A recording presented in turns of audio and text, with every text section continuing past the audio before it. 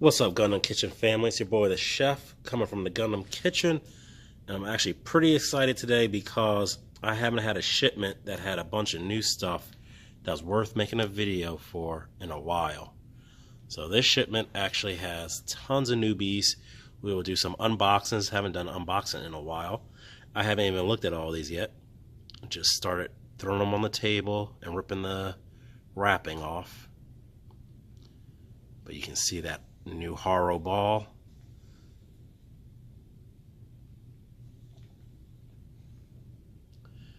Gun Easy. Got some Figure Eyes. Got that Optimus Prime back in. That GBN base Gundam, which I only got two of last weekend. I didn't even shoot a video on it because I only had two of them, so I don't really make anybody too thirsty for them. But we got them in now. So this video is going to be actually long because I haven't talked to you guys for a while. So we're going to do some unboxing. Then we will talk about some topics and talk about some things going on in the store. So let's run through it. All right, so looking at these new figurized Super Dragon Ball Z figures, or model kits in this case. Figurized is pretty consistent, good stuff. So what we're really looking at is how they represent the Ultra Instinct hair, which is a decent silver. Not bad, not mad at that. Everything else is consistent. Effect parts looking really good. So just consistency of the figurized line coming through. So definitely, if you're a Goku fan, that's a good one. And then the Vegeta I actually like a little bit better because I think they really did a nice job on this hair. Kind of like this pearlized blue. Camera's picking it up pretty true. So very nice. And then everything else is, you know, what you would expect. You have a couple of faces there. Looks like we're doing a bunch of decals. I'm assuming these are some flesh decals for if you want to have him like beat up and like his suit's been knocked off. Yep. So they show those right there in the picture. And then you can put some scars on his face. So that's pretty cool. If you're not familiar with the Figure Eyes, what they do is they break down the arm into muscles, which is really cool. So you're putting the different parts together so they already have like the definition of the muscle. And I believe they actually flex too. So, and you get some really nice poses, especially for a model kit. Very nice. Almost on par with figures. What's cool about this, you get to build it, spend the time doing the hobby, and then you can pose it like a figure. You don't have to worry about keeping it in a box for the rest of its life. You can actually build it and display it. Colors are pretty true. You know, if you want to get, you know, you're not into painting yet, all you really need to do is maybe mix up some top coats, do like a gloss for the clothes, or a satin for the clothes, or a satin for the skin, matte for the clothes, whatever your twist is. You know, give it a little variation in top coats so they actually look a little different and get rid of that plastic look. So that would be my suggestion, maybe satin and matte top coats. And you'll have a really nice looking figure that looks painted when you do that.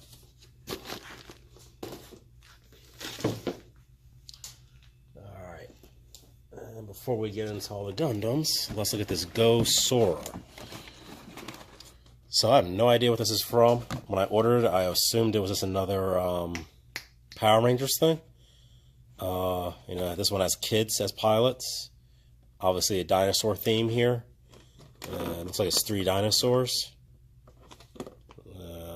Stegosaurus, Bronchiosaurus, and I'm not even sure what the Petra is. But so we have 3 different dinosaurs that form into this pretty good looking super robot. You know, this is one of those giants. This is not Gundam size. This is at 1/300 scale in HG.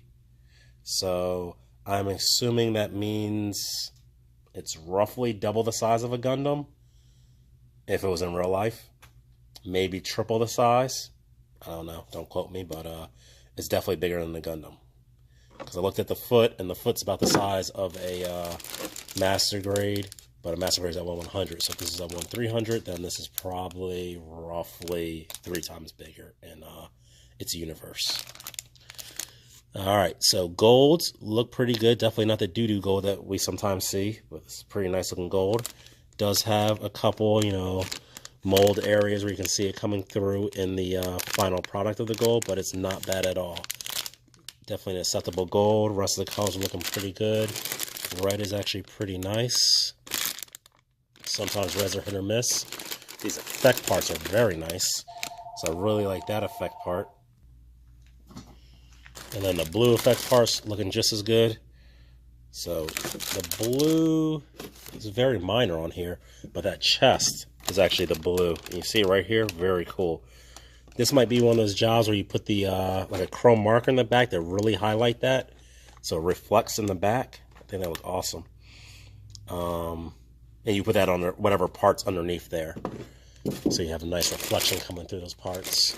It has some interesting colors in here. So we're, you know, obviously reds, blues, and yellow, because that just seems to be what all robots are made of. But this color is a shade of purple, very light purple. And yeah, good looking suit. Like I said, I know nothing about the series, but it looks like it's very much about kid pilots here.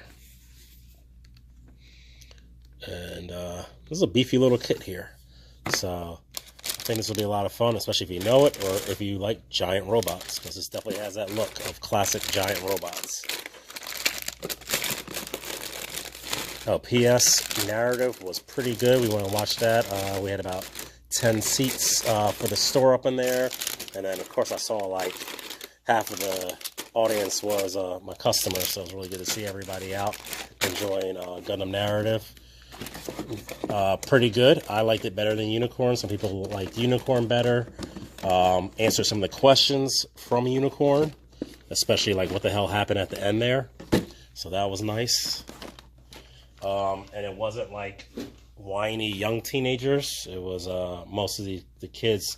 It was a group of kids who you see them from childhood to adulthood, and most of the action happens as adults. So that was kind of cool, because I'm tired of 13-year-olds hopping in robots and knowing how to do everything. All right, let's get to some cute stuff here. So a new petite guy. This one is the Ninja Girl from Bill Divers. So wasn't a fan of the show, but she was one of the most interesting looking characters. Very nice purples in here. And a very, I guess that's a really, really dark purple. And then a normal purple. And just an all-around cute kit. So you're looking at that there. And match up with that one. Of course, you can add all kinds of accessories. Plenty of different purple eyes to put in there. 2 faces.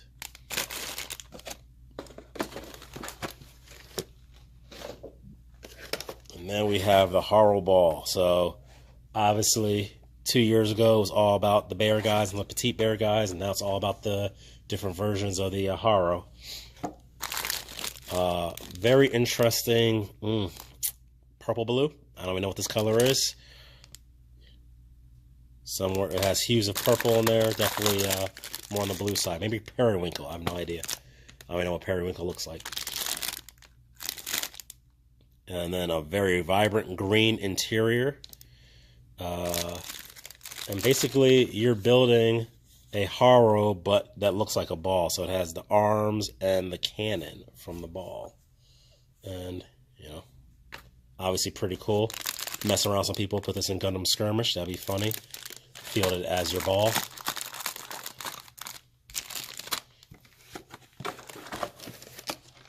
Alright, what else we got? So then, this is that Gundam GBN that I only got a few in last week and we didn't even really look at it. Let's take a look. So this is a very nicely angled modern, I don't want to say modern, but a different take on the RX-78. So think about that GM that came out earlier in the Bill Fighters line. The GM that had really nice angles, and then this is just kind of like a take on the RX-78 with those kind of angles and feel. So it just makes your RX-78 have a little different flair, and these colors are popping. So, I mean, pink maybe, hot, vibrant color. This is damn near neon, not yellow. Blue is really nice, vibrant blue. So these are some really nice colors. They pop. This will definitely pop off your shelf. Otherwise than that, it's pretty basic RX-78 build. With just some new angles. But really cool. Looks like it has really great posability. From what I understand, the GM had really great posability, so you can't miss out on that. So I like that they're doing interesting stuff and kind of taking retakes on some of the older suits and then just producing the exact same suit over and over and over in different colors, but actually making slight modifications. Very nice. Keep going in the Bill Divers. So we have the Age 2 Magnum SV version. And so I guess this is an upgrade. Maybe our second upgrade, maybe our third upgrade to it. Lots of stuff on this thing. I mean, this thing is almost got too much stuff going on when you load it all out. But that is pretty cool looking right there. So looks like it definitely needs a stand. I mean, it doesn't even have feet here, so it definitely needs a stand. But that thing just loaded out. Even if it had feet, I doubt it could support all that weight. So,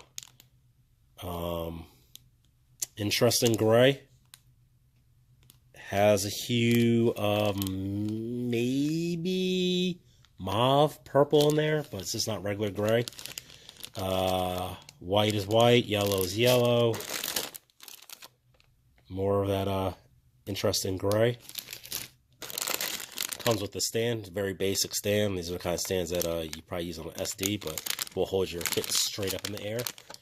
They don't have, I don't think they angle very much, if any. So you might want to invest in a normal stand, but this is just to get you started with type of stand. Nice effect colors.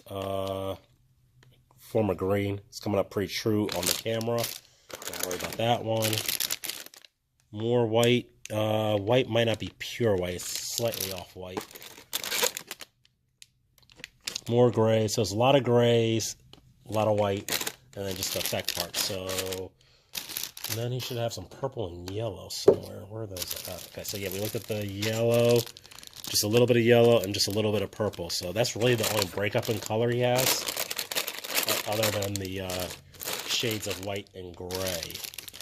So this probably would look great with some custom paint jobs too, but it looks pretty dope as is. You might not want to get too wild with the paint job because there is a lot going on in the kit itself. But very interesting kit. Lots going on. A lot in that box. I gotta say, I'm not much of a Gundam in flight mode type of guy, but that flight mode does look kind of cool.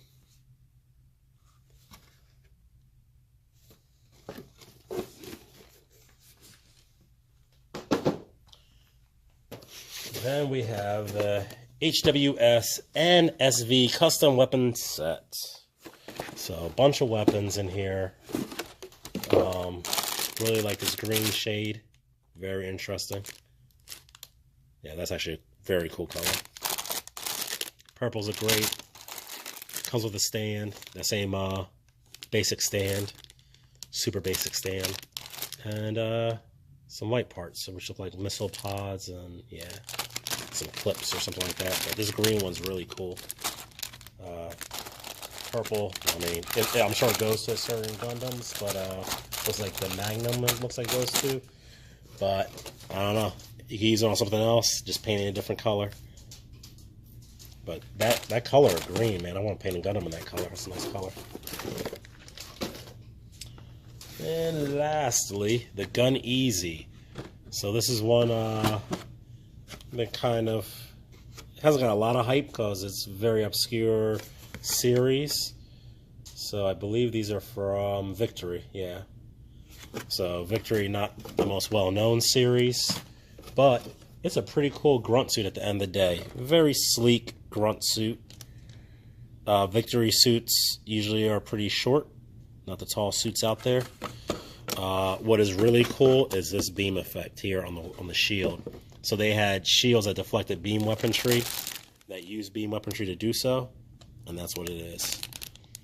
This green is really nice, you know, olive drab type of military green, so that's cool.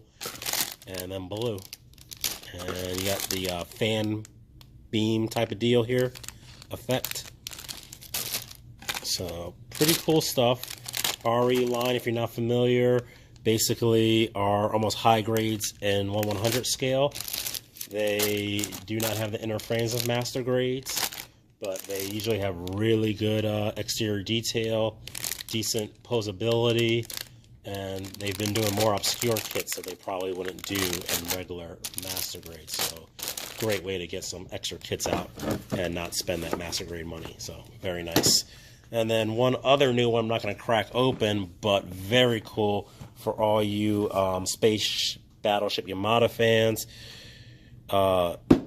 Class D, well, it's a AAA Class DX. So what's cool about this one, I think this has come out before, but this one gives you the option to build it with the flight deck on it, so you could use it as a aircraft launcher as well.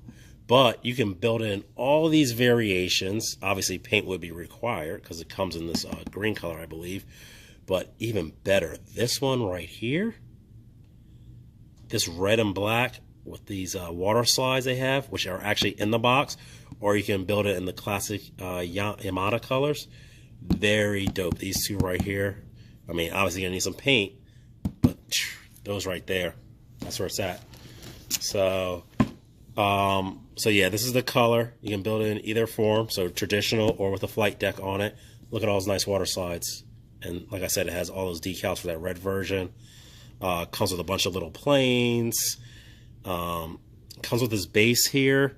And I think this base might, I'm not sure, don't quote me on this, but I think this base might have sound in it. So I will leave it in the comments if I figure out it does have sound, but for some reason this doesn't have much English on it like a lot of others do. So I'll have to find out about that one for you. But very cool. So if you're into Space Battleship Yamada, that's a hot one. Also got this. You guys had a great week last night. You guys pretty much emptied me out on Gundams, especially master grades. So I have another shipment coming in later the week, hopefully Thursday. I don't know what the weather, maybe Friday. But we have another shipment in the week coming that has a lot of master grades in it. But between master grades and just tools, you guys wiped me out last week. So I had to get some styrene in. I got the glues in, the crazy glue, the plastic glues. We got some nippers back in. Oh, the files. You guys are eating these things up. We got pen vise. We got the tweezers. And I also got replenishment on gray markers. I have plenty of black still. And the pour type. So for any new guys just starting out and you're not sure how to panel line or what you're supposed to use, you see all kinds of weird stuff on the internet on what to use. Most people start out with a fine line marker, which is basically a fancy felt tip pen. It's not even fancy, it's just a felt tip marker. But what I would suggest is use the Bandai commissioned ones through Mr. Hobby, the Gundam marker ones, because they dry at a great rate. They don't dye the plastic. They easily come off with rubbing alcohol. You can use a Sharpie. To me, Sharpies just take too long to dry, and I end up smearing it by accident. But they do work. And I'm sure you can use 100 other kinds of markers like that. But I really like, I mean, these cost pretty much the same price. So unless you're in an area where you can't get these, I don't understand why you wouldn't use the Gundam marker, because they pretty much cost the same as a micron. Yeah, and I'm sorry, don't use a Sharpie, because Sharpies on plastic come out a little purplish. They have a weird hue in their black. Use a micron pen. They come out good, but like I said, they don't dry that quick. So, yeah, did not mean Sharpie, meant micron. But again, they're about the same price, so why wouldn't you use the product that's made for the hobby? The pour type is basically a wash in a pen form. So what a wash is a very thinned out liquid that you dab on the panel line, and it'll run through the panel line for you. If you go back, I have a video probably about a year and a half ago, and I show how it works. It's pretty cool. You do have to clean up the spot where you dabbed it, but you don't have to panel line all the way down the line. You just dab it at the top, and it usually runs right down for you. And realistically, these can be used by beginners. They do require, you usually can wipe these off right away, any excess, but if you let it sit, you might need to use some like thinners that are a little stronger than just alcohol. You might have to go to like a lacquer thinner or oil paint or oil thinner. Probably an oil thinner for these. But they are kind of your middle ground. So once you're ready to start painting, you can no longer use these kind of things, so they really don't work on painted kits. You need to move to a wash, a traditional panel wash. Now you can make these. You can use oil paint and thin it really thin and make your own, which I often do myself. Or you can just simply buy something that's already made for you in a bottle and comes in several colors. Come in black, gray, 2 shades of gray, black, and brown. So to me, it makes a panel accent. A lot of people in Gunpla use these. They work really well. You will need a oil paint thinner to do any cleanup though. So mineral spirits or their oil paint thinners, because this is oil paint based. And that's why they work. So usually you're going to paint in acrylics or lacquers, and then top coat also is usually acrylic or lacquer, and then you can run these on top of it because it's a different type of paint. It won't mix together usually. If everything goes right, that's how it works. So you always want to use a wash in the case of like, and what we're doing here. If you want to do a filter or something else, so you don't have to use a different color, but if you're doing a wash, you don't have to use a different type of paint. You can filter in the same types, but if you're doing a wash, you want to use opposing paint so you can clean it up and not damage the bottom original paint. Other things going on in the store. So Wargaming has been blowing up in the store. We have now gained a huge Warhammer group that comes on Friday nights. So we have Friday Night Warhammer now. And we still have our traditional miniature Wargaming night on Wednesdays.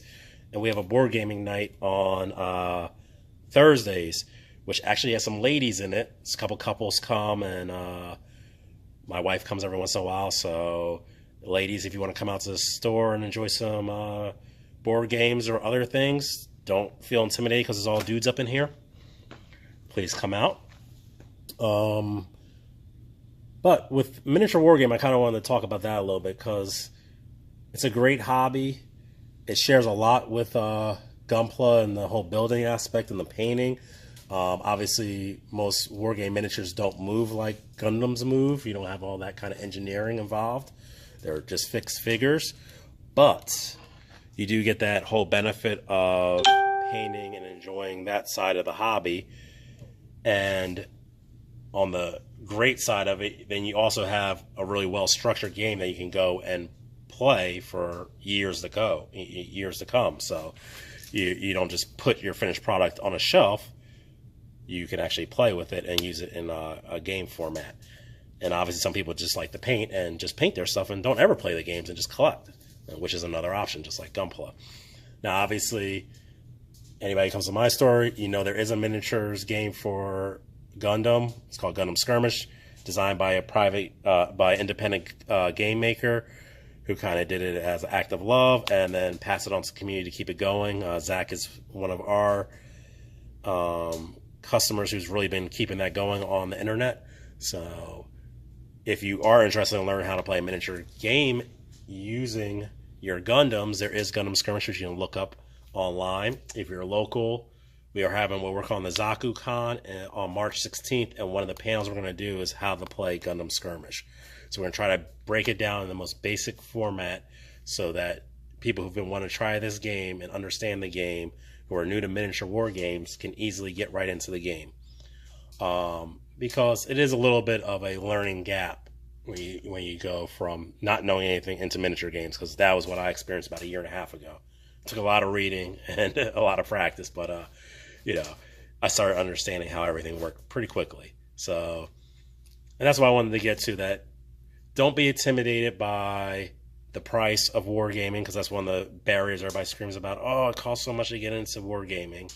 And don't be intimidated by the learning curve, because this week I taught my son how to play X-Wing, and he's about to be 9 years old, and he learned how to play a miniatures game, and he beat me twice out of 3 times we played, so it's kind of embarrassing.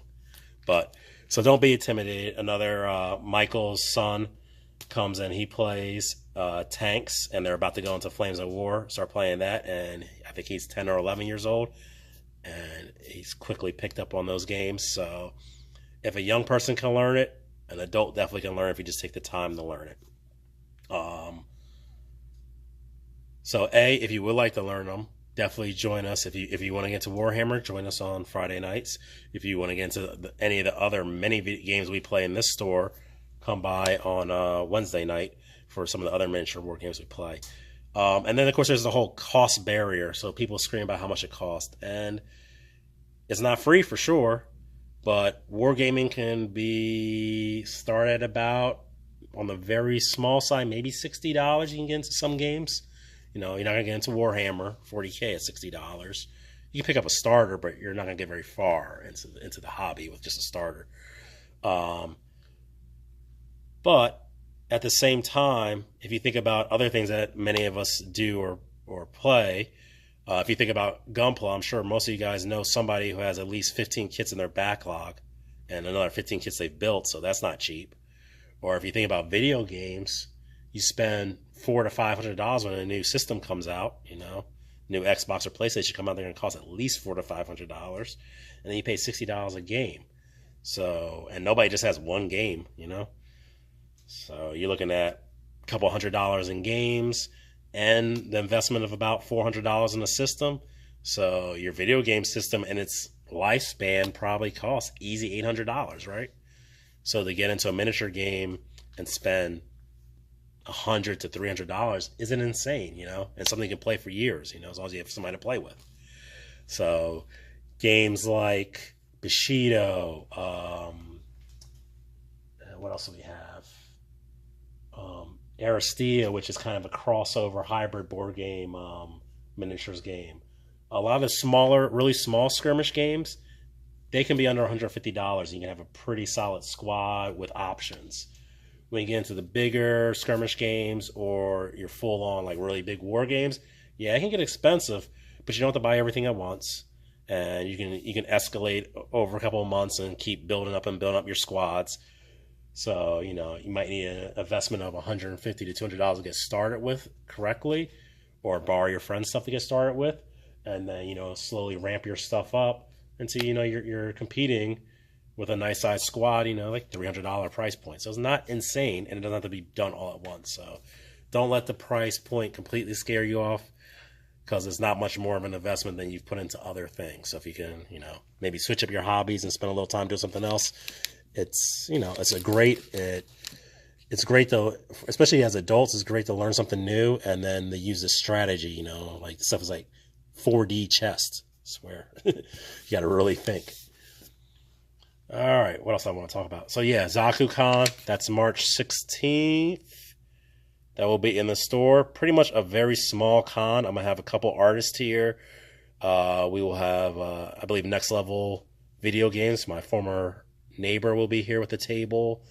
I think I might invite one of the local comic book shops over. We will have tarot card reading, anime tarot card reading. We will have some panels. We will have Gundam Skirmish going on. So, good stuff. Should be a fun day. Definitely come and check that out. It's free to come. We will also have a swap meet, which will have free table space. So if you have some backlog you need to get rid of, or some figures, or whatever, you need to switch it up, trade, sell, bring your stuff in, and we can see what we can do. Yeah, so that's all I got. That was a long one, but good to talk to you guys. Haven't talked to you guys for a while, so it's good to talk to everybody. We have the potluck this Saturday. Pops off usually about 5:30, goes to 8, 9 o'clock, you know, depending on who's here and what's going on. So, yeah, definitely come through for that. Bring your kits you've been working on, bring your finished product, and bring some stuff to work on here, do whatever. All right, I'll catch you guys later.